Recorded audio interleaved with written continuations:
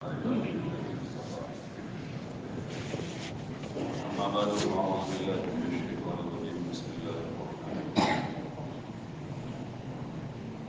الرحيم ألف لام ميم ذلك الكتاب لا ريب فيه هدى للمتقين الذين يؤمنون بالغيب ويقيمون الصلاة ومما رزقناهم ينفقون والذين يؤمنون بما أنزل إليك وما أنزل من قبلك وبالآخرة هم يوقنون أولئك مع الأبرار وأولئك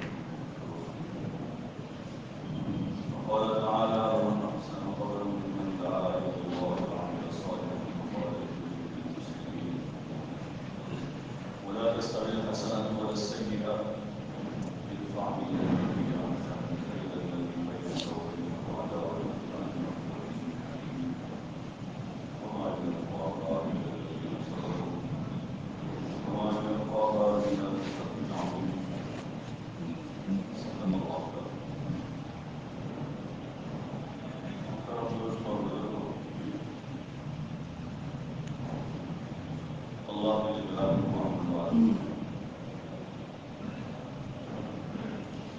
ہم کو اس امت میں یعنی حضور علیہ السلام نے مبارک امت میں پیدا فرمایا ہے اس حیثیت سے اللہ نے ہمارا بڑا اکرام کیا ہے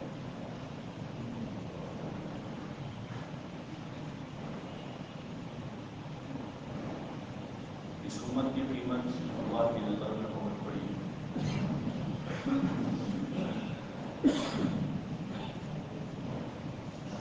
اور وہ حضور صلی اللہ علیہ وسلم کے ساتھ کی صدق کی وجہ سے ایک معمولی درجے کا آدمی کسی بڑے آفیسر کا چپراسی ہو جاتا ہے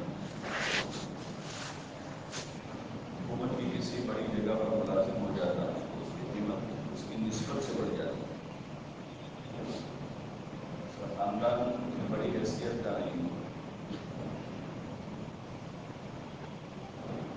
لیکن اس کی نسبت جہاں لگی ہے جس دفتر سے جس ملازمت سے جس حکومت سے اس کی وجہ سے اس کا بھاؤ بڑھ جاتا ہے اس کی عزت بڑھ جاتی ہے ہم لوگوں کو دیکھیں کہ ہم بھی لوگوں کی طرح ایک آدمی ہی ہیں ایک انسان ہی ہیں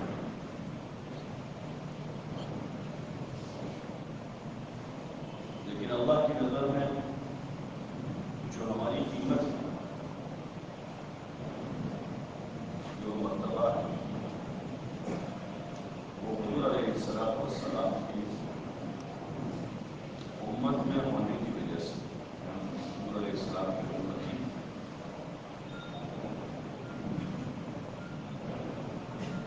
اس کے دنیا میں بھی اللہ تعالیٰ نے اس امت کو عزت دی اور خیر امت قرار دیا بہترین امت لوگوں کے نفع کے لیے تم کو نکالا گیا ہے تم لوگوں کو اچھائیوں کی طرف بلاتے ہو برائیوں سے روکتے ہو اور اللہ ہی پر ایمان رکھتے ہو خیر امت ہونے کی یہ وجوہات ہیں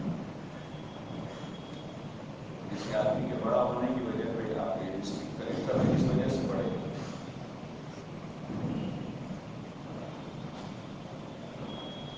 ایسے خیر امت ہونے کی جو وجوہات ہیں وہ یہ ہیں کہ تم کو لوگوں کے نفع کے لیے نکالا گیا ہے اور لوگوں کے نفع میں تم کیا کرتے ہو اچھائیوں کو پھیلاتے ہو اس کی دعوت دیتے ہو اور برائیوں کو ختم کرنے کی کوشش کرتے ہو محنت کرتے ہو تأمرون بالمعروف وتنهون عن المنکر وتؤمنون بالله اور اللہ ہی پر ایمان رکھتے ہو اس وجہ سے اللہ نے خیر امت کا ایک مقام دیا ایک مرتبہ دیا ایک عزت دی باقی امتوں پر فضیلت عطا فرمائی اسی لیے حضرت عمر رضی اللہ تعالیٰ عنہ فرماتے تھے کہ خیر امت میں وہ لوگ شامل ہوں گے کہ شرائط پورے کریں. جو شرائط اللہ نے بتائی ہیں، تأمرون بالمعروف وتنهون عن المنکر وتؤمنون باللہ. اس امت کو اللہ تعالیٰ نے ان وجوہات کی وجہ سے، ان شرائط کی وجہ سے خیر امت قرار دیا کہ ان کے ذمے ایک ڈیوٹی لگائی ہے، ایک کام ان کے ذمے کیا ہے کہ اپنی ڈیوٹی پوری کریں، اپنا کام کریں، تو سب سے بہتر امت ہے. حالانکہ عمر زندگی جو ہے وہ اگلی امتوں کے مقابلے میں تھوڑی کم ہے. طاقت اور قوت بہت سی اگلی امتوں کے مقابلے میں کم ہے. بہت ساری ایسی چیزیں ہیں جو کم ہیں، لیکن اس امت کا تھوڑا بھی بہت عمر کم ملی ہے، لیکن کم عمر میں جو کام یہ کریں گے فضیلت کے اعتبار سے اللہ کے وہاں ان کے تھوڑے کام ان کے زیادہ کاموں سے زیادہ ہو جائے گا. اجر بڑھا دیا ہے اللہ نے اس امت کا، اللہ نے اس امت کا اجر بڑھا دیا. اللہ نے آیت بتا رہے کہ ایک کہ 10 ایک نیکی کرے تو ایک کا کتنا 10 ہونا. حضور صلی اللہ علیہ وسلم نے دعا کیا اللہ میری امت کا اجر بڑھا دے، ایک کے 700 کر دیا. حضور نے پھر کہا اللہ میری امت کا اجر اور بڑھا دے. پھر ایک جگہ اللہ تعالیٰ نے ارشاد فرمایا کہ ہم ان کو دگنا چگنا کر کے دیں گے، ڈبل ٹرپل بڑھتا ہی جائے گا. 1 کے 2، 2 سے 4، 4 کے 8، 8 کے 16، 16 کے 32 ہوتے رہتے. اس طرح بڑھاتے رہیں گے. بڑا چڑھا کے دیں گے. ابھی وجہ کریں گے تھوڑا، لیکن اس کو اللہ حدیث میں آتا ہے ایک کھجور آدمی نے اخلاص کے ساتھ صدقہ دی تو اللہ تعالیٰ اس کو بڑھاتا جائے گا، بڑھاتا جائے گا، بڑھاتا جائے گا، یہاں تک کہ اس کا اجر اللہ تعالیٰ احد پہاڑ کے برابر کر دے گا. تقریباً 10 کلومیٹر لمبا پہاڑ ہے، تو اتنا زیادہ اجر کر دیں گے. ایک کھجور کا اجر بڑھا دیں گے ان کا بھاؤ. کہ اعمال تھوڑے کریں گے لیکن اللہ تعالیٰ اس کا بدلہ بہت زیادہ دے گا. وہ اس نسبت کے وجہ سے میرے امت آخری امت میں کرنا تھوڑا ہے اور لینا بہت زیادہ ہے. اور ایسا ملے گا جس سے آدمی فائدہ بھی اٹھائے گا. دنیا میں اکثر جن کے پاس نعمتیں ہیں وہ اپنی نعمتوں سے فائدہ نہیں اٹھا پاتے. زیادہ تر لوگ کماتا کوئی ہے، فائدہ کوئی اٹھاتا ہے. کماتا کوئی اور ہے، کھاتا کوئی اور ہے. یہی ہوتا ہے. باپ بیچارہ محنت کرتے کرتے کرتے پسینہ بہا کے کماتا ہے، لیکن اس سے فائدہ زیادہ اولاد اٹھاتی ہے. باپ 500 روپے والا کپڑا پہنتا ہے، اولاد جو ہے 1500، 2000، 2500 روپے کا جوڑا پہنتا ہے. کماتا شوہر ہے، وہ 500 کا جوڑا لاتا ہے، بیوی 5000 روپے کا پہنتی ہے.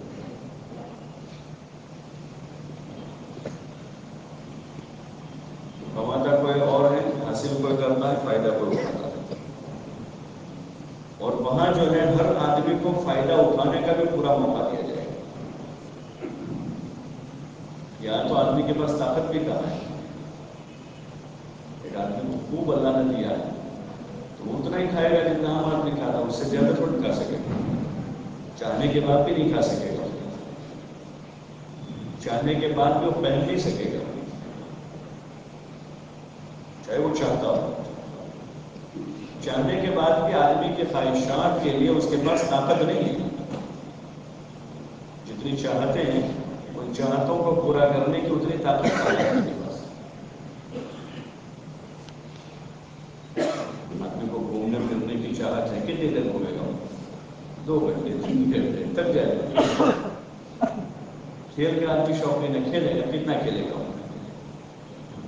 2-3 گھنٹے 4 گھنٹے کھیلے گا، تھک جائے گا، اس کو نیند آ جائے گی. عورتوں سے آدمی مزے حاصل کرتا ہے، کتنے کر لے گا؟ کتنے مزے اڑائے گا؟ 2 منٹ 5 منٹ 10 منٹ تھک جائے گا. اس کے پاس اتنی طاقت نہیں جتنی چاہتے ہیں. لیکن ہاں اگر وہ اس طاقت کو جو اللہ نے اس کو دی ہے، جان کی، مال کی، جذبات کی، عقل کی، جس لائن سے جو طاقت اور صلاحیت، اس کو صحیح جگہ استعمال کرے گا، جو ذمہ داری اللہ نے دی ہے اس کو پورا کرنے میں، تو اس پر جو اس کی انکم ہوگی اجر اور ثواب کے اعتبار سے وہ بہت بڑی ہوئی ہوگی. اور اس انکم پر جو اس کو بدلے کے طور پر اللہ کی طرف سے نعمتیں ملے گی، ان نعمتوں سے آدمی فائدہ اٹھا سکے گا، اس سے آدمی فائدہ اٹھائے گا. اس لیے عارضی طور پر چاہتوں کو قربان کرنے کو کہا، وقتی طور پر ہے سارا. جن چیزوں سے اللہ نے روکا ہے وہ ہمیشہ کے لیے نہیں ہے. جیسے رمضان کا روزہ آدمی کا ہوتا ہے تو اللہ نے روکا کھانے پینے جماع سے، تو طلوع صبح صادق سے لے کر غروب آفتاب تک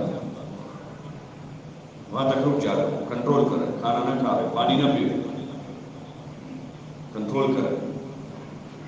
پھر اس کے بعد افطار. اب جس افطار میں جتنی حلال چیزیں جو کھانا ہو اجازت، حلال مال سے حلال چیزیں خریدے جتنی کھا سکتا ہوں، اس میں کوئی پابندی نہیں لگائی جاتی.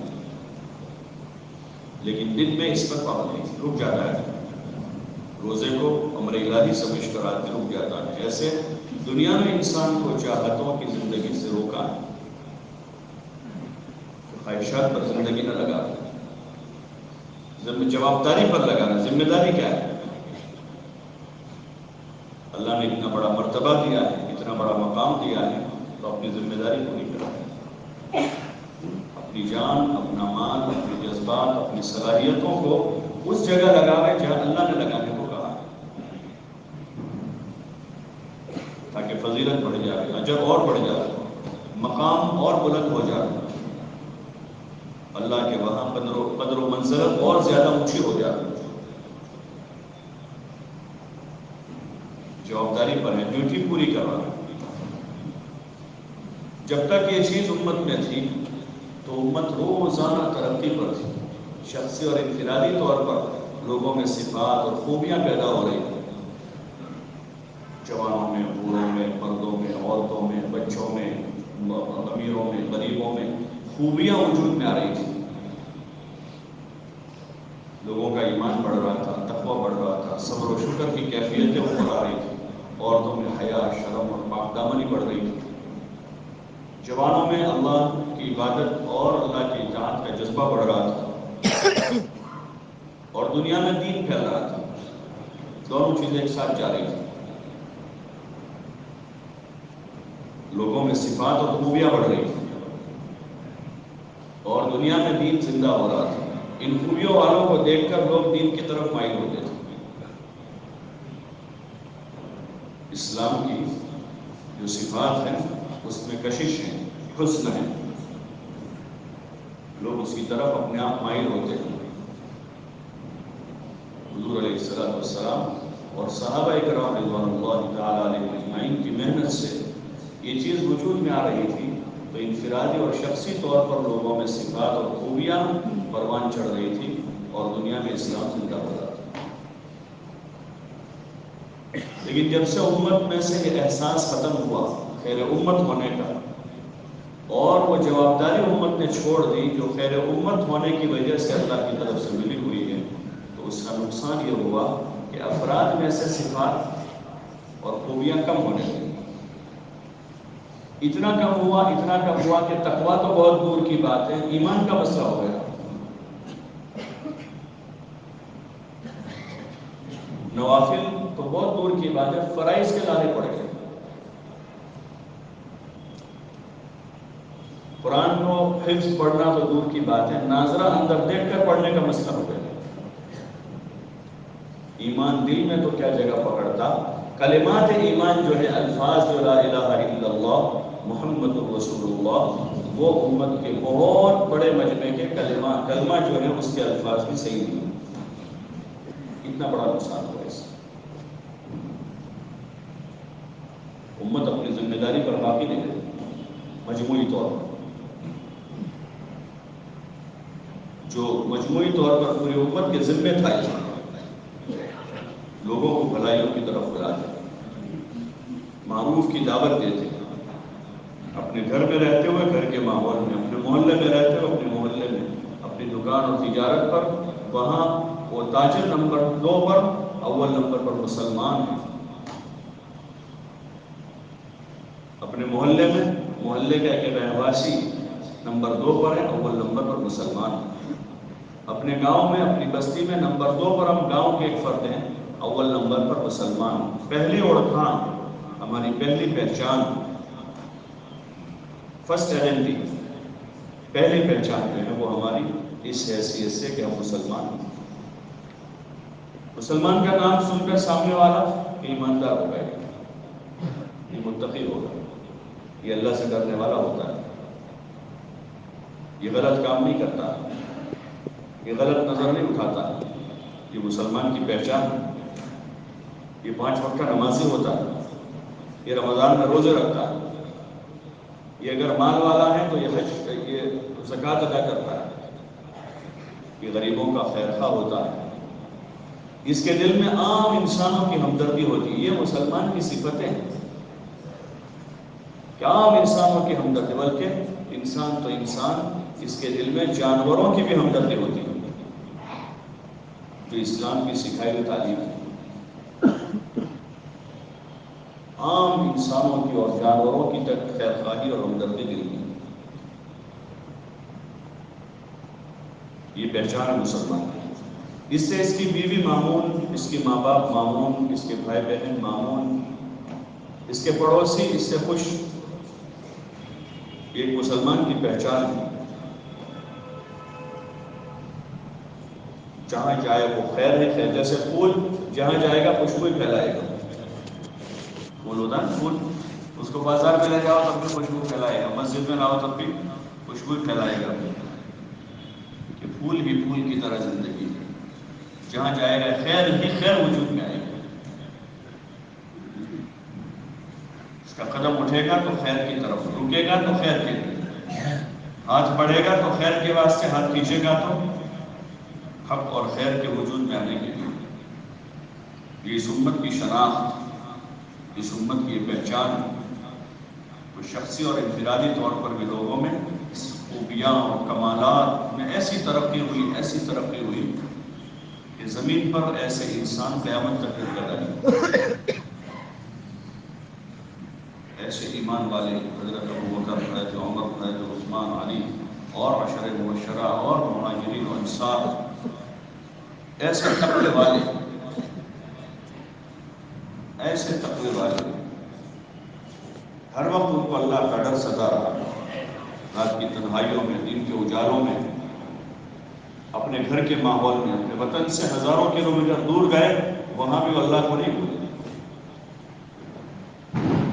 ان کا جوان ہو یا بوڑھا ہو، ان کا مالدار ہو یا غریب، یہ ان صفتوں پر جمع ہوئے تھے، ان میں اور دیگر کوئی غرض نہیں تھی۔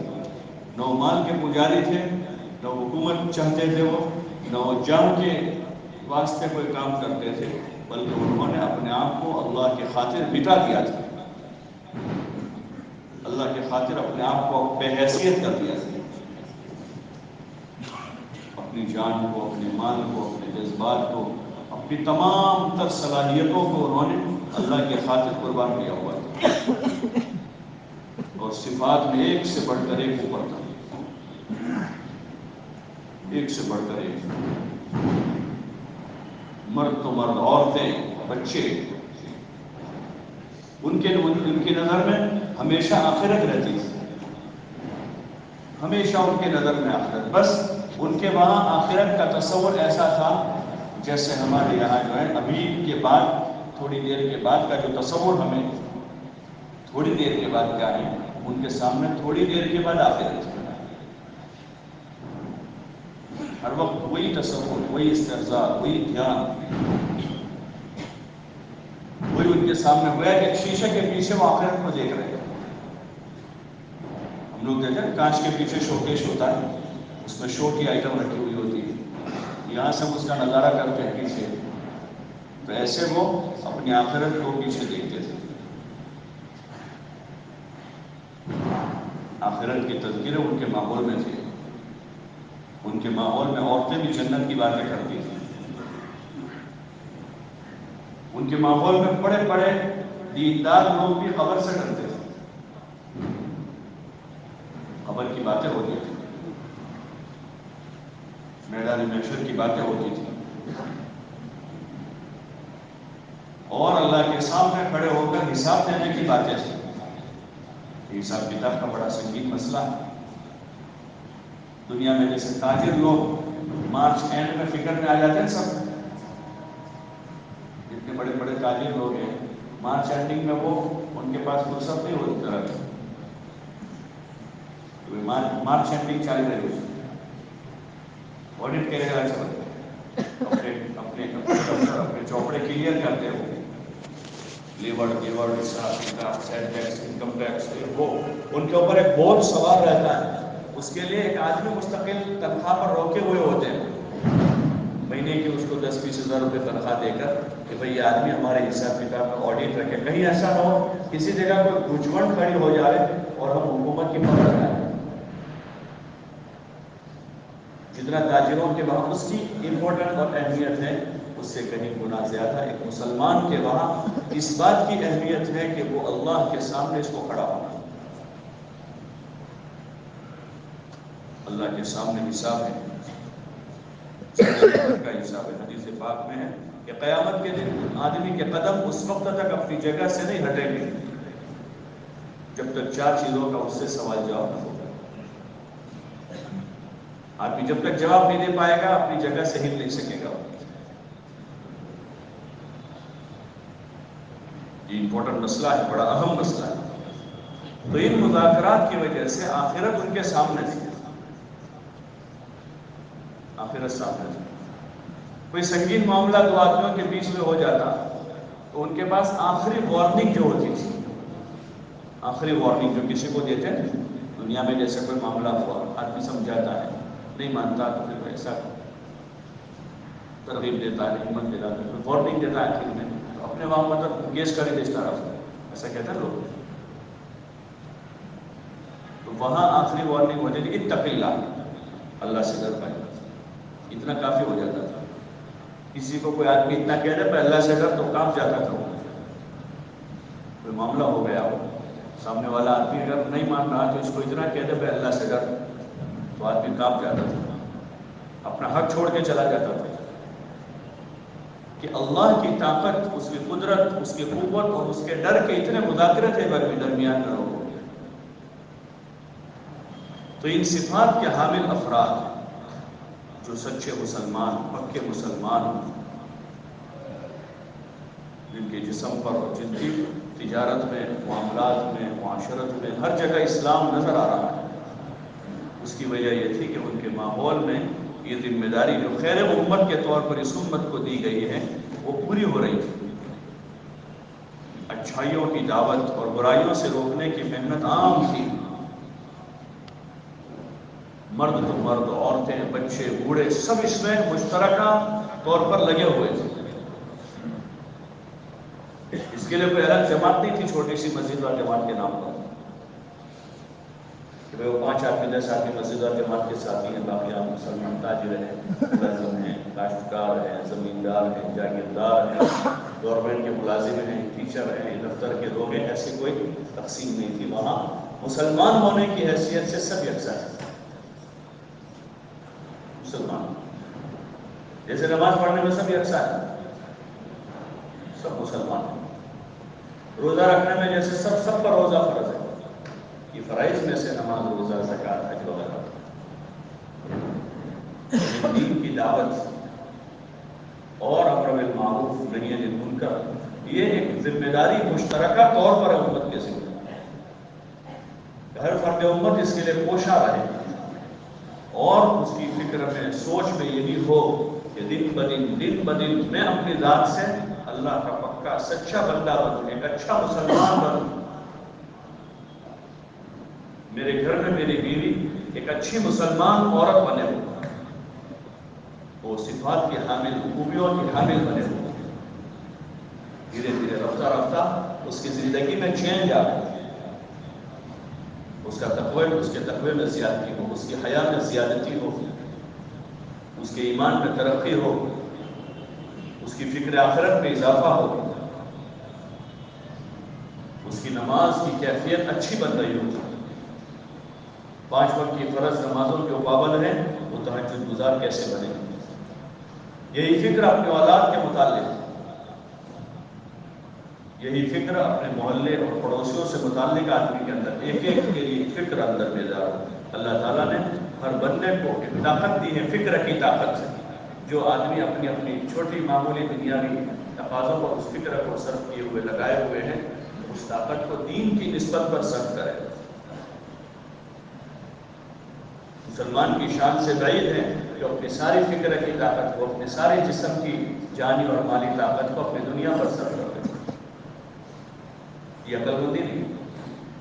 صبح شام آدمی کی فکر میں دنیا ہی ہو، اسی کی باتیں ہو۔ ایک مسلمان ہونے کے ناطے، اللہ کے بندے اور حضور علیہ السلام کے امتی ہونے کے ناطے ہماری سوچ، ہماری فکر، ہمارا عمل، ہمارا کردار، ہمارے اخلاق، ہر چیز میں سے اسلام ٹپک رہا ہے۔ ہر چیز میں حضور علیہ السلام اور صحابہ کی مشابہت ہو رہی ہے۔ سارے کام ایک سچے مسلمان کی علامت ہے کہ روزانہ آدمی کی فکر دنیا سے آخرت کی طرف، گمراہی سے ہدایت کی طرف، جہالت سے علم کی طرف، غفلت سے ذکر الہی اور استحضار اور جان کی طرف، لایانی اور ایران دوران سے آدمی عبادت و اطاعت کی طرف، خواہشات سے رضا الہی کی طرف، بدعات، خرافات اور رسومات سے اتباع سنت کی طرف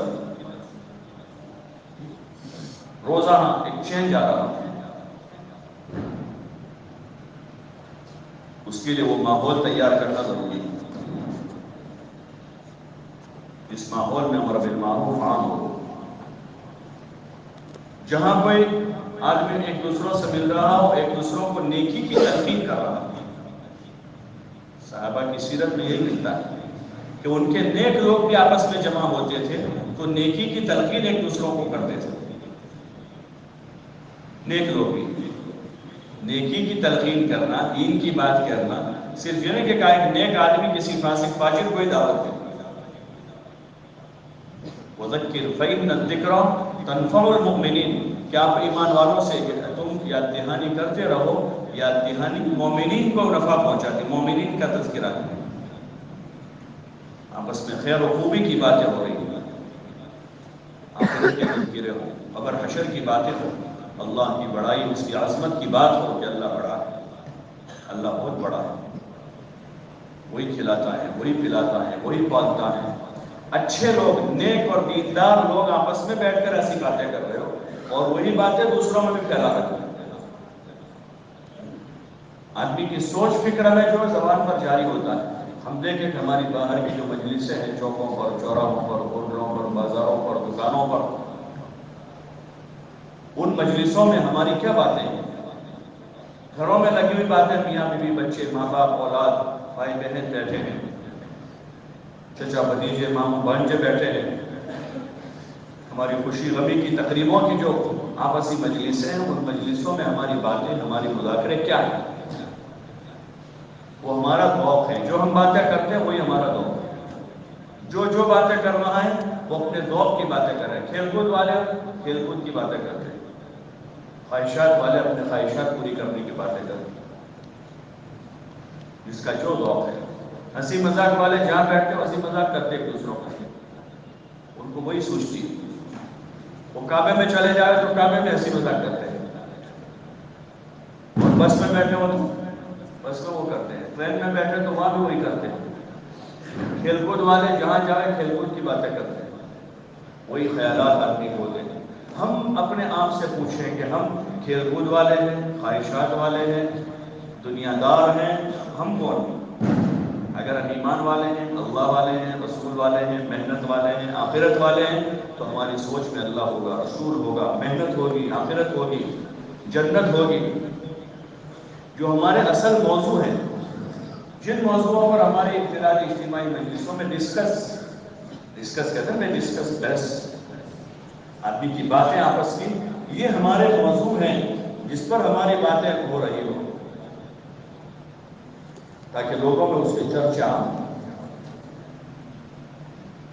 لوگوں میں بھی اس کا چرچا ہو، مردوں میں، عورتیں دو بیٹھی بیٹھی جنت کی بات کر رہی ہوں، ایک ماں بیٹھ کر 2-4 بچوں کو لے کر بیٹھ کر اس کو جنت سمجھا کہ بیٹا یہ دنیا میں تو بہت تھوڑا رہنا، 40-50 سال کے بعد جب موت آئے گی، موت کے بعد اللہ تعالیٰ نے ایمان والوں کے لیے ایسی نعمتیں تیار کر رکھی ہیں جن کو کسی آنکھوں سے دیکھا نہیں، جن کو کسی کانوں نے سنا نہیں، جس کا واہمہ کسی کے دل و دماغ پر نہیں گزرا ہے، اللہ نے ایسی نعمتیں تیار کر رکھی، ایسی جنت اللہ نے بنائی ہے جس کی چوڑائی زمین آسمان کے برابر ہے اور لمبائی کا پوچھنا ہی ہے۔ اس جنت میں اللہ نے سونے چاندی کے محل بنائے ہیں۔ یہ کوئی خیالی پلاؤ نہیں ہے، یہ کوئی تصور کی دنیا نہیں ہے، ایک حقیقت ہے، ایک حقیقت ہے جس کی خبر اللہ نے دی ہے، جس کی خبر امام الانبیاء والمرسلین حضرت محمد رسول اللہ صلی اللہ علیہ وسلم نے دی ہے کہ اللہ نے اپنے ایمان والے بندوں کے لیے جنت بنائی ہے اور اس میں بہترین نعمتیں تیار کی، اور وہاں اللہ تعالیٰ ہر بندے کو پوری طاقت دے گا، وہاں بیماری کا نام و نشان نہیں ہے، کمزوری نام کی کوئی چیز جنت میں نہیں ہے، کم ہمتی وہاں نہیں ہے، وہاں تھکن نہیں ہے، وہاں بھوک نہیں ہے، وہاں نیند یعنی آرام کے لیے نیند نہیں ہے، راحت کے لیے آدمی کو چاہیے نیند، اس کا تقاضا وہاں نہیں ہوگا، سونا ہوگا سو سکے گا، شوق کے لیے، شوق کے خاطر سونا ہو سوئے گا، اس کو تھکن کی وجہ سے نیند نہیں آئے گی۔ ان سب چیزوں سے پاک ہو کر آدمی کو صرف اور صرف مزے اڑانے کی جگہ اللہ نے بنائی، نزلا من غفور الرحیم، یہ مہمانی ہوگی یہ غفور الرحیم کی طرف سے، جہاں مزے ہی مزے ہیں، وہاں کوئی ٹینشن نہیں ہے، کوئی فکر نہیں ہے، کمانے کا خرچ کرنے کا کوئی ٹینشن نہیں،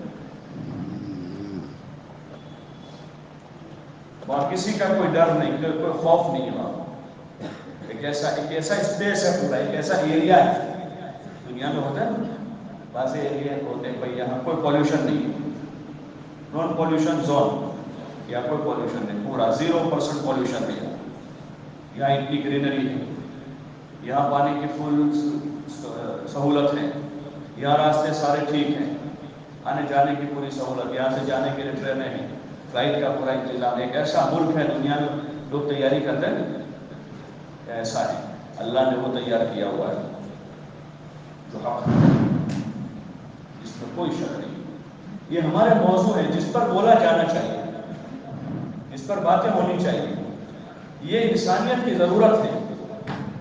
جس موضوع پر ہم بول رہے ہیں بھائی فلانا دنیا کا سب سے بڑا مالدار، ہمیں کیا لینا دینا اس سے؟ فلاں آدمی جو ہے دنیا کا فرد یعنی اسٹار ہے فلاں فیلڈ کا، ہمیں کیا لینا ہے؟ اس فیلڈ کا کوئی معیار اللہ کے پاس تھوڑا ہے، وہاں مالدار کے لیے تھوڑی جنت بنائی، جنت تو متقیوں کے لیے، تو ہم تو متقی کا بولیں گے کہ متقی کون ہوتا ہے، متقی بننے کا راستہ کون سا ہے؟ ان للمتقین مفازا حدائق واعنابا وکواعب اترابا، کہ متقیوں کے لیے وہاں مالداروں کے لیے تھوڑا ہے، وہاں ستاروں کے لیے تھوڑا ہے، وہاں تو پرہیزگار ہو، وہاں مقام جو ان اکرمکم عند اللہ اتقاکم، کہ تم میں سب سے زیادہ معزز عزت والا اللہ کی نظر میں ہوا ہے جو تم میں سب سے زیادہ تقوی والا ہے، چاہے اس کے پاس دو وقت کا کھانا نہیں ہے، اس کو روزانہ ایک وقت فاقہ کرنا پڑتا ہے، لیکن تقوی والا ہے، یہ اللہ کے وہاں بڑا معزز ہے، اللہ کیا اس کی قیمت ہو، اللہ کے وہاں آدمی کی قیمت اس کے تقوی سے، اس کے اعمال سے ہیں، اچھے اچھے کاموں سے اس یہ ہمارے موضوع ہے، اس کو بولا جا رہا ہے. یہ جو کہا جائے گھر گھر کی ملاقاتوں میں جا کر ایمان کو، اعمال کو، اخلاق کو، اخلاص کو، آخرت کو بولیں، یہ کوئی رسمی چیز نہیں ہے. اس سے ماحول میں ان باتوں کو وجود میں لانا. دعوت جو ہے دعوت وہ دین کو پھیلانے کے لیے، ایمان، اعمال، اخلاق، اخلاص، یہ ساری چیزیں دنیا میں پھیلیں، گھر گھر جا. پہلے باتیں ہی ہوتی ہیں ہر چیز کی. کوئی بھی بات دنیا میں وجود میں آتی ہے، پہلے 2 4 5 سال پہلے اس کی باتیں شروع ہوتی ہیں. ایک زمانہ تھا 94 95 میں کہ بھائی کمپیوٹر آنے والا ہے، ایسی بات اس وقت چل رہی تھی. کمپیوٹر آئے گا اور اس میں حساب کتاب بہت جلدی ہوگی، کیلکولیٹر سے زیادہ فاسٹ ہوگا اور اس میں ایسا ہوگا ایسا ہوگا، اس کی باتیں آتی تھیں. کمپیوٹر کی باتیں آئی. پھر کچھ سال گزرے کہ موبائل کی باتیں آئیں کہ ایسا فون ہوگا جس کا وائر نہیں ہوگا. لوگ تعجب کرتے تھے، تعجب کرتے تھے. ہمارے ایک کارڈلیس فون لائے تھے کافی سال، کاروباری آدمی. ہمارے ایک پرانے ساتھی تھے عجب پوری، تو ایک مرتبہ ان کے پاس بیٹھے ہوئے تھے، وہ کارڈلیس سے بات کرتے تو فون وہ ریسیور اٹھا کر چلتے چلتے باتیں کر رہے تھے. وہ عجیب صاحب کیا سمجھے شاید مجھے بیوقوف بنانے کے لیے ایسا کر رہے تھے. یعنی وہ ملاقات میں گئے نا تقریر کی، لیکن خالی خالی باتوں میں لگ گیا تاکہ وہ کہ یار کیوں مجھے بیوقوف بناتا ہے، ایسا مت کیا. حاجی صاحب فون چالو تھا، نا تمہارے 600 روپے وایا تو چل رہے ہیں. تو پھر اس نے ان کو سنایا کہ دیکھو اندر آواز آتی ہے نا، کہاں آتی ہے آواز. تو تصور میں نہیں تھا، اس کی باتیں آئی پہلے، پھر دھیرے دھیرے دھیرے دھیرے ہوتے ہوئے پہلے دین کی باتیں ہی ہوگی، باتیں ہوگی. ابھی ہمارے پاس باتیں ہی نہیں ہے تو آئے گا کیسے؟ ہفتہ وار اجتماع میں آدھا پونا گھنٹہ بات ہوتی ہے. مسجد کا گشت ہوتا ہے 15 20 منٹ ہوتی ہے، باقی 24 گھنٹے بازار میں باتیں پیسوں کی ہیں. اس لیے 15 سال کا بچہ بھی جو ہے مالدار بننے کی فکر میں، اور مکانوں کی، جاگیروں کی، دکانوں کی، فلیٹوں کی. تو ہر آدمی اس کی لالچ میں. 50 سال کے باپ کے 15 17 18 20 سال کے بچے باپ کے مرنے کے انتظار میں، یہ جاوے تو جاگیر ہمارے حصے میں آ، کیونکہ انہوں نے وہی سنا ہے. انہوں نے پورے ماں باپ کی خدمت پر اللہ کیا دینے والا ہے وہ نہیں سنا ہے. ان کے نہ ماں باپ نے سنا، ان کی ماں نے بھی تو ان کو یہی سنا ہے کہ بیٹا تیرے چچا داد بھائی کے پاس تو اتنا پیسہ ہے اور اس کی اتنی دکانیں ہیں، اس کا تو یہ ہے، اس کا تو وہ ہے. ماں نے بھی وہی سنا ہے، باپ نے بھی وہی سنا ہے، دکان پر بھی اس نے وہی سنا ہے. تو اللہ کے مقابلے میں، دین کے مقابلے میں، رسول کے مقابلے میں، ماں باپ کے مقابلے میں، لوگوں کے مقابلے میں دنیا محبوب ہے. دنیا دل میں بسی ہوئی، اندر اتری ہوئی ہے. اس لیے آدمی کسی قیمت پر چھوڑنے راضی نہیں. ماں باپ چھوڑ سکتا ہے، رشتہ داری کو ترک کر سکتا ہے مال کے خاطر، رشتہ داری چھوڑ سکتا ہے. اور ایسے واقعات ہوتے ہیں دنیا میں کہ مال کی وجہ سے بیٹے نے باپ کو چھوڑ دیا، مال کی وجہ سے بیوی نے شوہر کو چھوڑ دیا. یہ باتیں اسی کی. اس تبلیغ کے کام سے چاہا جا رہا ہے، یہ چاہا جا رہا ہے کہ دین کی پہلے باتیں شروع ہوں اور صحیح باتیں ہوئی. جو باتیں اللہ نے بیان فرمائی، جو باتیں رسول صلی اللہ علیہ وسلم نے بتائی، جو باتیں صحابہ نے بتائی ہیں، وہ باتیں آپس میں ہو خدا کو.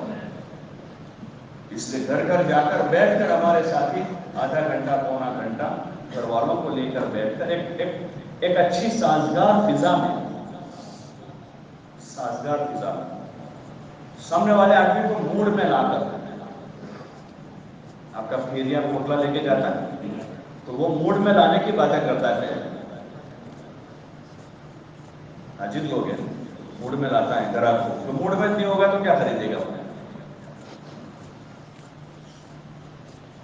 اس کو فائدہ بتاتا ہے.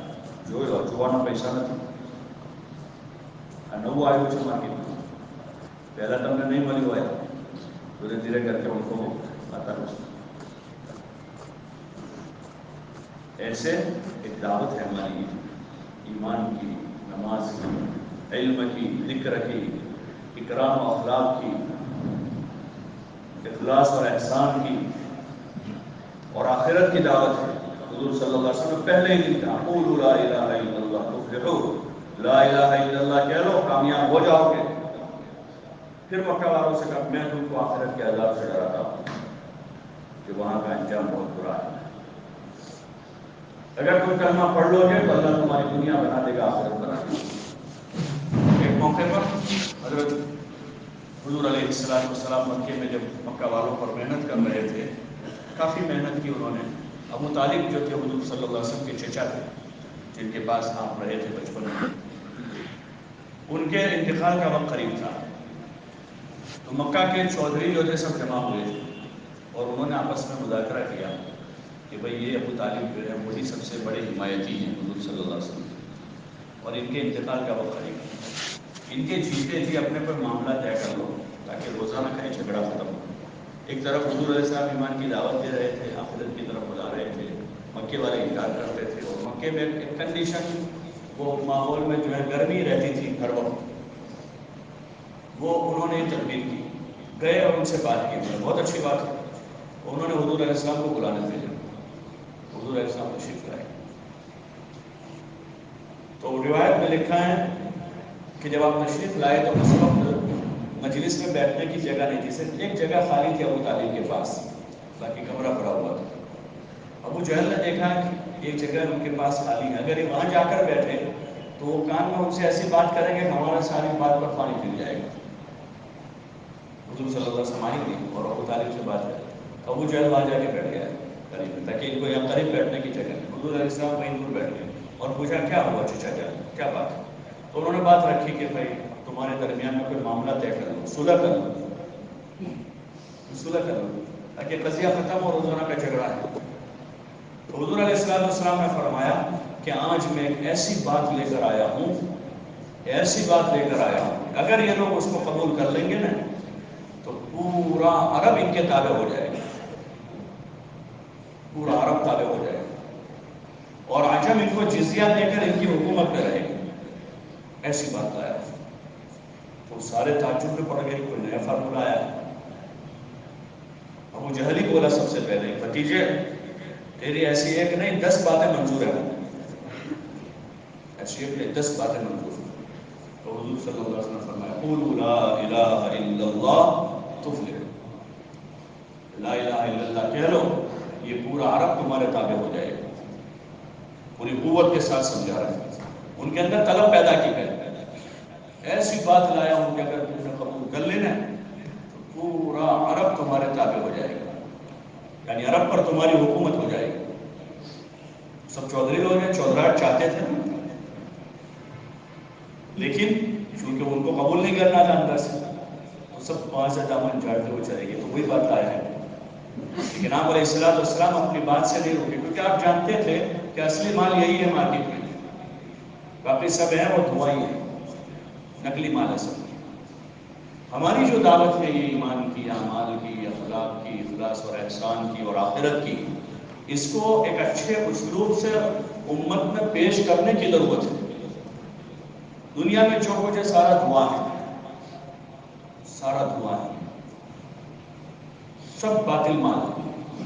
اصلی مال اسلام نے پیش کیا ہے، چاہے زندگی کے کسی بھی شعبے سے متعلق، لیکن ضرورت اس کی ہے کہ اس کو پیش کیا جائے اور یقین کے ساتھ پیش کیا جائے، پورے یقین کے ساتھ، پوری سنجیدگی کے ساتھ، پورے یقین کے ساتھ، اسی میں کامیابی ہے۔ گھر گھر میں اس کو بولا جائے، مارکیٹوں میں، بازاروں میں، دو آدمی کھڑے ہیں، تیسرا وہاں کھڑے ہو کر اس نے موقع پایا، چانس لیا، جیسے آتے ہیں پھیری آتے ہیں، سیلس مین آتے ہیں، دو آدمی کو کھڑا دیکھ کر موقع لیتے ہیں، چانس لیتے ہیں، بھائی صاحب کیوں ہے کیم ہے، ہماری کمپنی سے ہے، وہ اپنی تقریر شروع کر دیتا ہے۔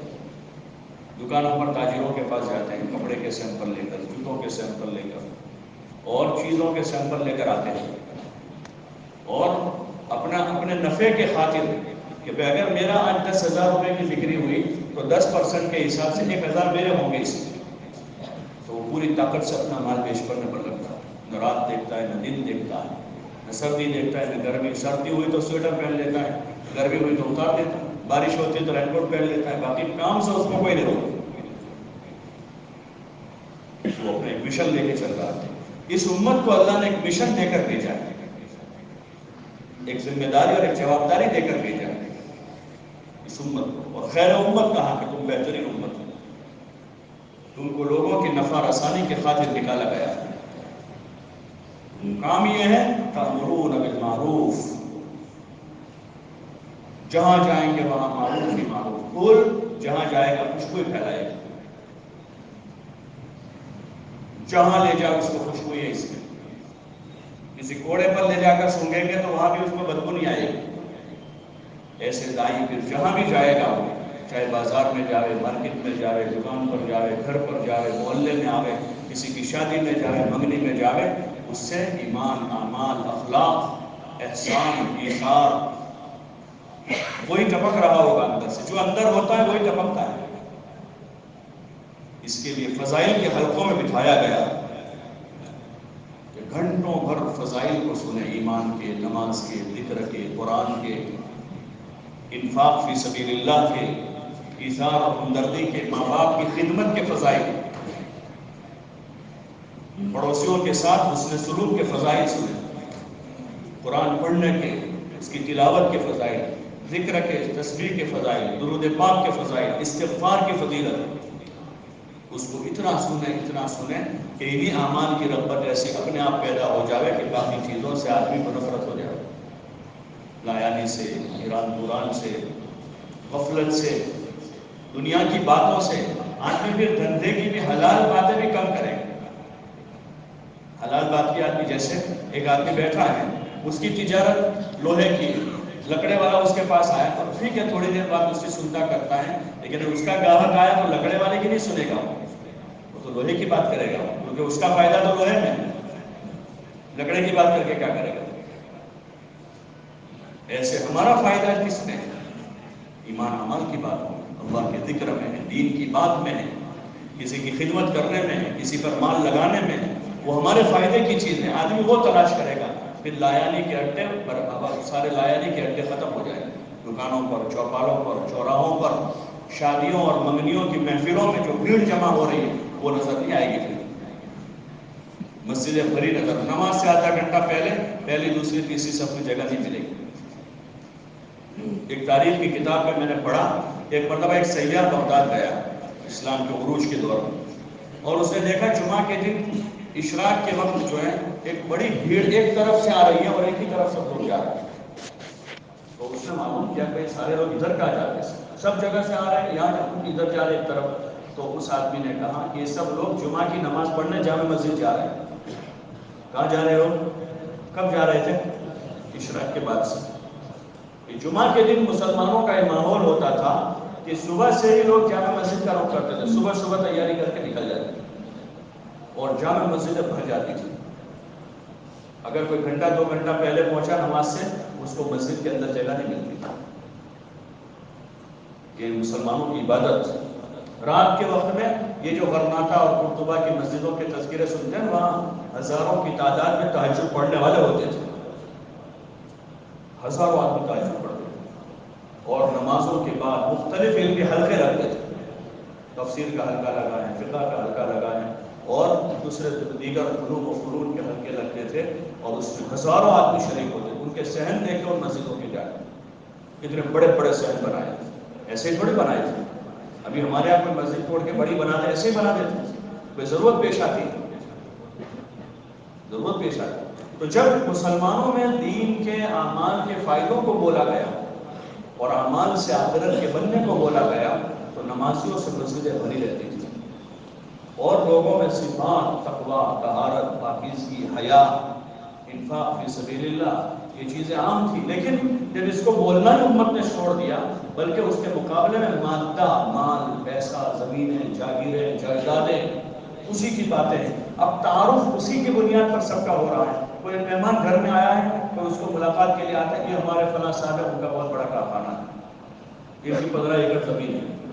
کوئی بھائی وہ دور صحابہ اور تابعین کا دور ہے جہاں اوڑھانی ہو رہی ہے، یہ چار دن گزار ہیں، یہ اللہ کے نام پر ہر وقت جہاد میں جانے والا ہے، یہ جو ہے یہ متقی آدمی ہے، یہ پرہیزگار ہے، یہ فلاں ہے، یہ فلاں ہے. ایسے جو تعارف تھا اس امت کا، وہ تعارف بدل کر اب جو ہے کوئی جوتے والا، لوہے والا، لکڑے والا ہو تو بہت اس کی عزت و آؤ بھاؤ ہو، اور کوئی آدمی ہو یہ تو کاکا مسجد میں ہی رہے. ایسا ہوتا ہے نا، آپ کاکا مسجد میں بیٹھا بیٹھا اللہ اللہ کا رچا گیا، وہ تو سب سے بڑا کام تو کر رہا ہے جو مقصد پہ لگے، عبادت پہ لگے ہوئے ہیں، جس کے لیے اللہ نے ان کو بنایا۔ حکیم الامت حضرت مولانا تھانوی رحمۃ اللہ نے ایک جگہ لکھا ہے کہ اگر آدمی کو بقدر کفاف روزی میسر ہو، یعنی اس کا گزارا ہو جاتا ہو، ایسی روزی میسر ہے، تو ایسے آدمی کے لیے افضل یہ ہے کہ وہ عبادت میں لگا رہا ہے، کیونکہ عبادت مقصد حیات ہے، وہ عبادت میں لگا رہا ہے۔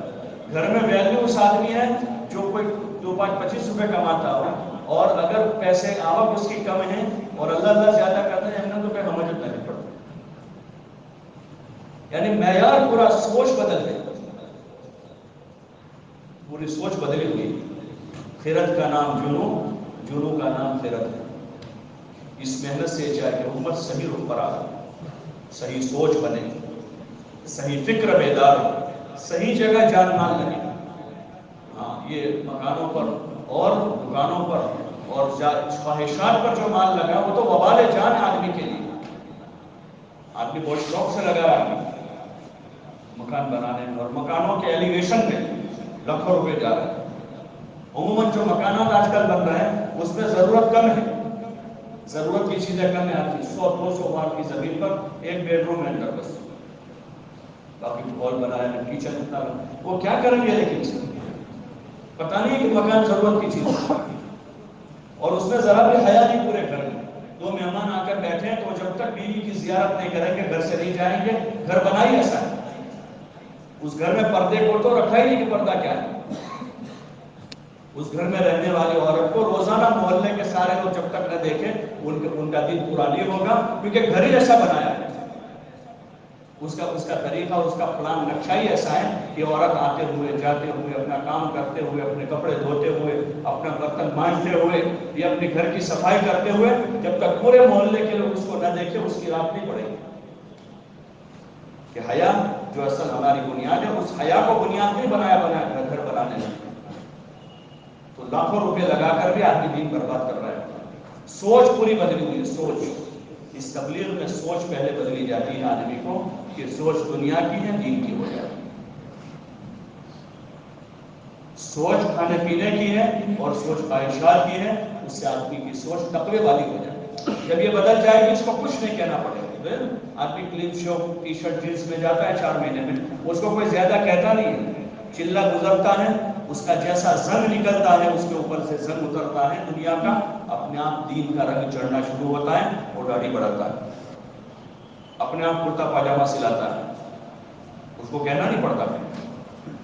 لیکن چونکہ ماحول کا غلبہ دوسرا ہے، اس لیے آنے کے بعد آدمی اس ماحول میں بیٹھ جاتا ہے، اس لیے ضرورت ہے یہ جو مقامی ہماری محنت کا نظام ہے، وہ ماحول کو ایک ماحول تیار کرنے کے لیے محلوں میں فضاؤں ایسی فضا بنے کہ لوگ سادگی کی طرف آئیں۔ حضور کی محنت سے لوگوں میں سادگی آئی تھی، اور مدینے کے ماحول میں پہچانا نہیں جاتا تھا کہ مالدار کون ہے، غریب کون ہے، اس کے کپڑوں سے، اس کے مکان سے، امیر المومنین کون ہے وہ نہیں پہچانا جاتا تھا مدینے کے ماحول میں، یعنی لوگوں کی پہچان ان کے کپڑوں اور مکانوں سے نہیں ہوتی تھی، سب کے مکانات یکساں تھے، بلکہ کھانا پینا بھی عموماً یکساں تھا، معیار نہیں تھا کہ غریب کے گھر دال روٹی پکے اور وہاں کوفتے پور میں روزانہ پڑتے رہے، ایسا نہیں تھا وہاں، کیونکہ وہ ضرورت پوری کرتے تھے، خواہشات پر زندگی نہیں تھی۔ وہاں یہ نہیں تھا کہ غریب کا گھر چوپڑا ہو اور مالدار کی بڑی حویلی ہو۔ حضرت عمر رضی اللہ عنہ کی حیاتی تک مدینے میں مسجد بھی کچی تھی اور مکانات بھی کچے تھے، مدینے میں کوئی پکا مکان نہیں بنا، حالانکہ فتوحات میں اتنا مال آیا کہ مسجد کے صحن میں سونے چاندی کے بڑے بڑے خزانے جمع ہوئے، مسجد کے صحن میں مال اتنا سارا ہے۔ عبدالرحمن ابن عوف جیسا بڑا رئیس آدمی، لیکن آپ کو مدینہ میں کسی جگہ پوری تاریخ میں نہیں ملے گا کہ عبدالرحمن ابن عوف کی کوٹھی کون سی، کس جگہ پر ان کی کوٹھی تھی، یہ نہیں ملے گی۔ یہ طرز معاشرت مسلمانوں کا یکساں ہے جس میں سادگی، یہ گھر گھر کی محنت سے وجود میں آئے گا، گھر گھر جا کر اس کو بولنا پڑے گا۔ ہاں، گھر گھر جا کر بھی صرف ہم نے اگر شرح نمبر کو بولا ہے تو صرف وہی ہوگا کہ خروج وجود میں آ جائے گا، 3 دن کے لیے بھی نکلے، چلے کے لیے بھی وہاں سے نکلے، 4 مہینے بھی لگ گئے، لیکن باقی چیزیں جو کہ ہم نے بولی نہیں تھی، ایمان کو، اعمال کو، اخلاق کو، حیا کو، اخلاص کو، سادگی کو، گھر کی تعلیم و تربیت کو، اس کو ہمیں بولنا ہوگا۔ حضرت مولانا انعام صاحب رحمۃ اللہ علیہ فرماتے تھے بھائی تشکیل ہمارا 6 نمبر ہے، اس سے پہلے 5 نمبر ہے، ہماری محنت میں ساری چیزیں، اور ہم اس وقت بولیں گے جب ہم روزانہ آدھا گھنٹہ فضائل اعمال کو بیٹھ کر سنیں گے۔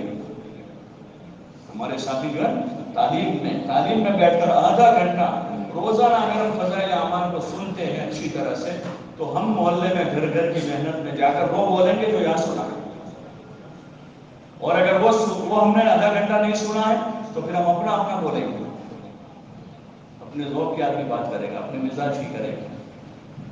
اس لیے ضرورت ہے اس کی کہ ہم کام کو سمجھیں، کام کو سیکھیں، کام کا فہم اللہ سے مانگیں، کام کی بصیرت اللہ سے مانگیں کہ کام کیا ہے۔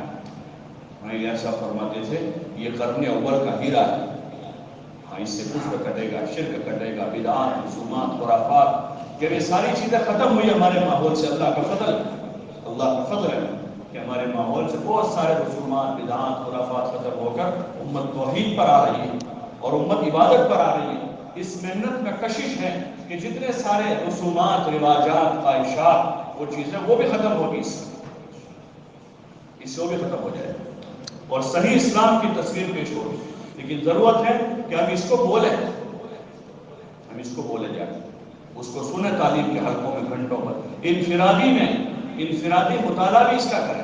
ایک مرتبہ آپ لوگ ایک سفر میں تھے، ملک میں اجتماع ختم ہو گیا، پھر وہاں سے مکہ مکرمہ جانا، مولانا ابراہیم صاحب دعوت برکاتہ کے ساتھ، تو پھر وہاں جانے کے بعد چونکہ اب اجتماع کی دعوت کی کوئی بڑی مشغولی نہیں تھی، تو مولانا نے فرمایا کہ بھائی اب تک تو ہم بہت مصروف تھے وہاں اجتماع میں، اب تو ہمارے پاس اپنی عبادت ہو رہی ہے، اعمال ہے، تو ہماری روزانہ کی تعلیم حکمت سے وقت کرنی ہے، فضائل کی تعلیم۔ تو پھر طے ہوا کہ ظہر کے بعد تعلیم ہوگی روزانہ، تو جس دن طے ہوا اس دن ظہر کے بعد ہی مولانا فضائل صدقات لے کر بیٹھ گئے، تو پھر ہم لوگ سب جمع ہو گئے، تعلیم طے ہوئی تھی، تو تعلیم ہوئی، تھوڑی دیر مولانا نے کتاب پڑھی اور پھر فرمایا کہ ہماری تعلیم کیا ہے۔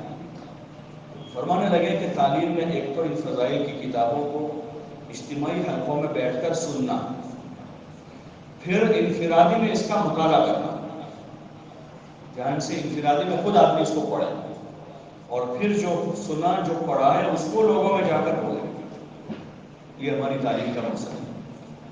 اور پھر کہنے لگے کہ میں نے ایک مرتبہ حضرت شیخ رحمۃ اللہ علیہ سے پوچھا کہ حضرت کون سی کتاب کا میں مطالعہ کروں، تو حضرت شیخ رحمۃ اللہ علیہ نے فرمایا کہ میری فضائل صدقات کو پڑھتے رہو اور اس کو اس ناکارہ کی ملاقات کا بدل سمجھتے رہو، اس کو اس ناکارہ کی ملاقات کا بدل سمجھتے، اس میں زبردست جاذبیت ہے، آدمی میں ذوق پیدا ہو نہیں سکتا کہ آدمی نے فضائل صدقات صحیح طور پر سنی ہو اور اس کی زندگی میں اسراف باقی رہے، اس کی زندگی خواہشات پر رہے، اس میں زہد آتا ہے، تعلق مع اللہ پیدا ہوتا ہے، دنیا سے بے رغبتی نہ پیدا ہو نہیں سکتا اگر آدمی نے صحیح طور پر اس کو سنا ہو اور اس کی دنیا کی محبت نہ کٹے، یہ نہیں ہو سکتا۔ لیکن یہ ہے کہ ہم نے سنا ہے اس حالت میں جیسے آدمی نے ایک بوتل کو نل کے نیچے رکھا ہے، نل پورا کھلا ہوا لیکن ڈھکن بند ہے، بھر جائے گا بوتل، ارے بھائی بھرے گا بوتل، پوری رات باہر رکھا رہے بوتل نہیں بھرے۔ ایسے آدمی طالب بن کر حلقوں میں بیٹھے، طالب بن کر جیسے آدمی اخبار پڑھتا ہے، اخبار پڑھتا ہے اور اس کو پتا ہے کہ کون سے پیج پر کون سے لائن کی خبریں ہیں، ایسے فضائل اعمال اور صدقات کے ابواب کے آدمی کو خبر ہو کہ فضائل نماز کا کون سا باب کہاں ہے اور فضائل صدقات میں کون سے باب ہیں، کون سی حدیث کون سے باب کے ضمن میں لائے ہیں، ایسا اس کا مطالعہ بھی کریں، اس طرح اس کو سنے پڑے۔ ہمیں کیا ملے گا ان اخباروں سے، ہمارا کیا پتا، اگر ہم ایک مہینہ نہ پڑھیں تو بھائی کوئی نقصان ہوگا ہمارا؟ ارے بولو نا بھائی، اگر ایک مہینہ سوشل میڈیا پر کیا خبریں چلی ہم کو پتا نہ چلے تو کیا ہمارا دھندا کم ہو جائے گا؟ ارے بولو نا بھائی، بلکہ فائدہ ہوگا، آپ کی پرسنل لائف میں بھی آپ کو فائدہ ہوگا، اس سے اپنے آپ کو بچا رہے۔ مولانا الیاس صاحب رحمۃ اللہ علیہ بڑی تاکید کرتے تھے اس زمانے میں جب لایانی کے اسباب 0% پہ تھے، اخبار بھی سب جگہ نہیں ملتا تھا، ریڈیو مشکل سے کسی شہر میں ہوتا تھا، ٹی وی کا نام و نشان نہیں تھا، موبائل تھا ہی نہیں، ٹیلی فون نہیں تھے، تار چلتے تھے اس زمانے میں، اس زمانے میں تاکید کرتے تھے بھائی لایانی سے اپنے آپ کو بچاؤ۔ لایانی سے اپنے آپ کو بچاؤ. لایانی سے نہ آدمی کو عبادت کا مزہ باقی رہے گا، نہ آدمی قرآن ڈھنگ سے پڑھ سکتا ہے. اس لیے ضرورت اس کی یکسو ہوں اپنے کام میں، اپنی عبادت میں بھی یکسو، اپنی نمازوں میں، ذکر میں، تلاوت میں، معمولات میں، تہجد میں. یہ باہر کی بازاری جو مجلس ہے، مسلمان کاروبار کے لیے دنیا بھر میں جائے گا. صحابہ گئے دنیا میں، اللہ نے ان کو موقع دیا تو انہوں نے کام بھی کیا، اور جہاں موقع رہا جو تاجر لوگ تھے صحابہ میں، انہوں نے تجارت بھی کی، لیکن انہوں نے مقصد بنا کر تجارت نہیں کی. تجارت مقصد نہیں ہے ہمارا، یہ تو ضرورت ہے. وہی میں نے جو ابھی سنا، اگر بقدر کفاف روزی آدمی کو میسر ہو جائے پھر اس کو زیادہ دوڑ دھوپ کرنے کی ضرورت نہیں ہے. مالدار بننے کی کوئی فضیلت نہیں ہے، ہاں حساب پڑ جائے گا. ابن مسعود کا مشہور قصہ ہے، کہہ رہا ہے کہ مسجد کے دروازے پر میری دکان ہو، روزانہ 35-40 کچھ اشرف یا خیریت کی کمائی ہو، اور ساری صدقہ کر دوں، 5 وقت کی نماز باجماعت پڑھوں، پھر بھی مجھے پسند نہیں. تو کسی نے کہا اتنی نہیں تجارت نفع کی کہ 5 ٹائم کی نماز پابندی سے ہو، جو نفع ہو سب صدقہ کر دو، پھر بھی پسند نہیں، کیا وجہ اس؟ تو کہنے لگے قیامت میں حساب تو دینا ہی پڑے گا اس کا. مالدار بننے کی کوئی فضیلت نہیں. ہاں اللہ نے کسی کو بنایا ہوا ہے، وہ اپنے اندر فضیلت پیدا کرے، اپنے مال کو اللہ کے نام پر لگائے، وہ فضیلت والا بن جائے. تاکہ مستقل ہو کوئی ایسی چیز نہیں جس کے لیے دوڑ دھوپ کی جا سکے. ہاں اس کی فضیلت ہے کہ آدمی متقی بنے، ایمان والا بنے، اچھا نمازی بنے، اچھا داعی بنے، جو اللہ نے دیا اس کو اللہ کے نام پر خرچ کرنے والا بنے. یہ فضیلت کی چیز ہے. اس لیے بزرگوں نے جو نظام قائم کیا کہ آدمی اس ماحول میں رہتے رہتے باوجود چاہنے کے بھی نہیں کر پاتا. آدمی ڈوبتا ہوا آدمی نہیں چاہتا کہ پانی پیوے ہو، لیکن پی جاتا ہے، ڈوب رہا ہے. اس کا راستہ یہی ہے کہ کسی طرح بھی تنکے کا سہارا لے کر باہر آ جائے. اگر تنکے کا سہارا اس کو ملتا ہے اس دریا میں سے باہر آ جائے. کوئی رسی ہاتھ میں لگ جائے پکڑ لے اس کو، کوئی بچہ بھی سہارا دے دے اس کو ہاتھ دے کر باہر آ جائے. اگر وہ باہر نہیں نکلا اور وہ چاہتا ہے میں نہ ڈوبوں، پیٹ میں پانی نہ جائے، یہ نہیں ہو سکے. کتنی دیر ٹکر لے گا؟ گھنٹہ، 2 گھنٹے، 3 گھنٹے، 4 گھنٹے، 5 گھنٹے، دم توڑ جائے گا، اس کے جسم کی طاقت ختم ہو جائے گی، وہ پانی پی جائے گا، ڈوب جائے گا. ایسے یہاں بہت سے لوگ ہیں کہ مجھے نیک بننا ہے، نمازی بننا ہے، تہجد گزار بننا ہے، اللہ والا بننا ہے، آخرت بنانی ہے. اس کو تنکے کا بھی سہارا مل رہا ہے، پورا دریا اس کو ڈبانے کی کوشش میں ہے، لیکن تنکے کا سہارا مل رہا ہے، نکل جائے وہاں سے. بیوی کھینچ رہی ہے، بچے کھینچ رہے ہیں، کاروبار کھینچ رہا ہے، اس کی مشغولی اس کو اجازت نہیں دے رہی، اس کا خاندان اسے روک رہا ہے. اگر اس کو کوئی ایک چھوٹا بچہ بھی آ کر سمجھا رہا ہے کیا حساب اللہ کے راستے میں نکل جاؤ، فائدہ ہو جائے گا، اس کو آدمی کو غنیمت سمجھنا چاہیے اور آدمی کو ترتیب دینی چاہیے، کوشش کرنی چاہیے. ایک ماحول میں جانا چاہیے جس ماحول میں صبح شام ایمان، اعمال، اللہ، آخرت، اللہ، رسول، وہی باتیں، جہاں عبادت کا ایک ماحول ہے. تہجد سے لے کر رات سونے سے پہلے صلاۃ التوبہ، اور صبح شام تعلیم کے حلقوں میں حضور کی باتیں، مکے کی باتیں، مدینے کی باتیں، مہاجر کے قصے، انصار کے قصے، احد، بدر اور تبوک اور خندق اور فتح مکہ اور صحابہ اور تابعین کی باتیں ہیں، جہاں پر وہ ماحول ہے جس میں جنت ہے، جنت کی منزلیں اور وہاں کی نعمتوں کے تذکرے ہیں. اس ماحول میں آدمی تیار ہوتا ہے. اس لیے بزرگوں نے ایک ترتیب قائم کی کہ ہر آدمی جو ہے اس کے لیے 4 مہینے لگا اپنی دنیا کو چھوڑیں، جس دنیا کو موت کے بعد ہمیشہ کے لیے چھوڑنا ہے. آدمی چاہے نہ چاہے چھوڑ کے جائے گا، ہمیشہ کے لیے چھوڑ دے گا. تو اس دنیا کو اپنے اختیار سے چھوڑیں، اپنے اختیار سے 4 مہینے کے لیے، اور نیت بنا کر آدمی جائے مجھے پورا دیندار بننا ہے. صرف 4 مہینے لگانا نہیں جانا ہے، مجھے پورا دیندار بننا ہے اور مجھے اپنے مذہب کا، اپنے دین کا داعی بننا ہے. یہ دونوں چیزیں ہیں، اپنی ذات سے دین پر چلنا سیکھنا ہے اور مجھے دعوت کا ملکہ حاصل کرنا ہے کہ میں دوسروں کو دعوت دینے والا بنوں، دوسروں میں کام کرنے والا بنوں اور پوری امت تک اللہ کا پیغام پہنچانے والا بنوں. میرے پاس کچھ نہیں ہے، نہ صلاحیت ہے، نہ استعداد، نہ عورت ہے، نہ عقل ہے، لیکن اللہ کے خزانے میں سب کچھ ہے. میں اللہ کے کام کے لیے اگر اپنے آپ کو پیش کر دوں گا تو اللہ تعالیٰ مجھے ساری چیزوں سے نواز دے گا اور اللہ مجھ سے کام لے لے گا. ایسی نیت بنا کر آدمی ہمت کرے، اپنے آپ کو پیش کرے اور اللہ کے راستے میں جاوے، دعائیں مانگ مانگ کر. یہ کوئی سستا سودا تھوڑی ایسے مل جائے گا نہ چاہتے ہوئے بھی، کوئی سستا سودا تھوڑا ہے. یہ تو بہت مہنگی متاع ہے، بہت مہنگی چیز ہے. معمولی چیز نہیں ہے، بہت مہنگی چیز ہے. آدمی کو چاہنا پڑے گا، طلب کرنا پڑے گا، دعائیں مانگنی پڑتی ہیں. جتنے لوگوں نے اللہ کا کام کیا ہے، جو چل رہے ہیں، وہ بڑی دعاؤں کے بعد چل رہے ہیں. خود بھی دعا کر رہے ہیں، دعائیں کرواتے ہیں. ہماری استقامت کی دعا کرنا، ان کو سفر کرنا ہے، ان کو جانا ہے. ان کی طلب، ان کی تمنا، ان کے ارمان، ان کی دعائیں، ان کے آنسو، اس پر اللہ انہیں توفیق دیتا ہے. آدمی لاپرواہی سے اس کو ٹال دے، ٹھیک ہے بھائی، یہ تو بات ہوتی رہتی ہے، دیکھ لیں گے، بعد میں چلے جائیں گے. تو اللہ تعالیٰ کے وہاں اندر کی طلب دیکھی جاتی ہے. اندر ہی پرواہ نہیں ہے، طلب ہی نہیں ہے، تو پھر اللہ توفیق نہیں دیا. اس لیے آپ حضرات سے گزارش ہے، درخواست ہے کہ سب طے کریں کہ انشاءاللہ 4 ڈگری ضرور لگائیں. ارے بھائی لگاؤ گے؟ سب طے کریں کہ انشاءاللہ ضرور لگائیں. اور لمبا انتظار نہیں کریں گے. اس کی موت کا کوئی بھروسہ نہیں. جن حالات سے ہم گزر کر ابھی باہر آئے ہیں، اس میں ہمارے بہت سارے نوجوان دنیا سے چلے گئے. ان کی موت نے ان کو تاریخ نہیں بھیجی تھی کہ ہم فلاں تاریخ کو آپ کے گھر آ رہے ہیں.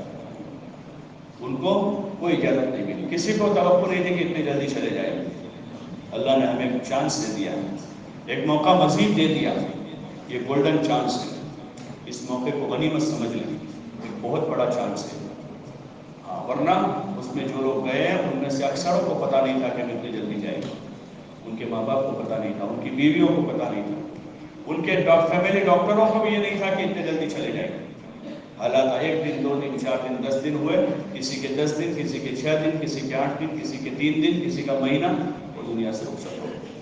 اب ان کے پاس کوئی چانس نہیں ہے،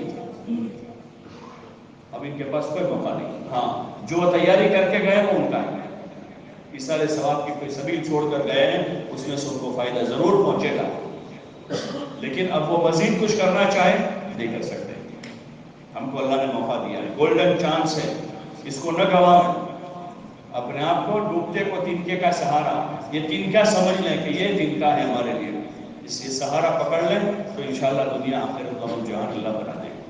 اس لیے سب طے کرو کہ انشاءاللہ جلد از جلد 4 مہینے ضرور لگائیں. بھائی لگاؤ گے انشاءاللہ؟ کون کون لگائیں گے؟ ارے ذرا ہمت سے پیش کرو. اللہ تو دل کے ارادے دیکھتا ہے. اللہ سب کے لیے آسان فرماوے. اور ہمت کر کے بتاؤ، آپ کے ضلع میں 15 فروری طے ہوئی ہے، ابھی تقریباً 1 مہینہ ہے. آج 14 تاریخ، پورا 1 مہینہ آپ کے پاس.